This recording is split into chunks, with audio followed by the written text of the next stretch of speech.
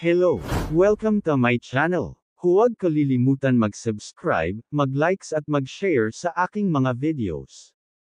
Ang pag-uusapan natin ngayon ay yung darating na bar exam sa linggo September 8, 11 and 15. Mahirap ang bar exam. Hindi yan kwentuhan nina Tulfo at Ruben Padilla na yabang-yabang lang ay ayos na. Akala ng mga tanga may alam sa batas si Tulfo. Ni first year ng law ay hindi nag-aral pero sakay abangan eksperto.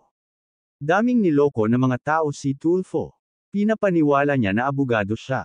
Yung mga pumupunta sa programa nila ay hindi naman natutulungan, dinadaldalan lang.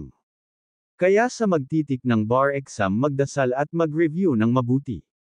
Dahil sobrang hirap ng bar exam.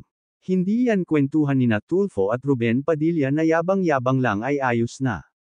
At hindi training ng mga pulis sa PMA at PNPA na jogging-jogging ka lang ay pulis ka na maski walang alam sa batas. At hindi kwentuhan ng mga tambay sa kanto na puro kwento wa naman kwenta.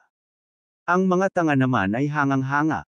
Nagmura lang anya ang tali-talino. Diyan mo makikita na mga mangmang ang mga Filipino. Yung mga pumupunta kay Tulfo hindi naman natutulungan, dinadaldalan lang.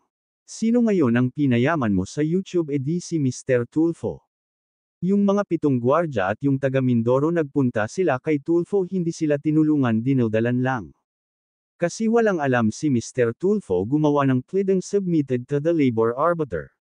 Kaya hindi na sila nanonood sa TV kasi niloloko lang ni Tulfo mga tao. Akala nila porket nagmura ay matalino na. Hindi nila alam na si Mr. Tulfo ay hindi yan abogado. Niloloko lang kayo, pinapayaman nyo lang sa YouTube. Ang iniidulo nila ay mga walang alam. Kaya maraming naging senador na mga walang alam dahil sa inyo na mga bobotante.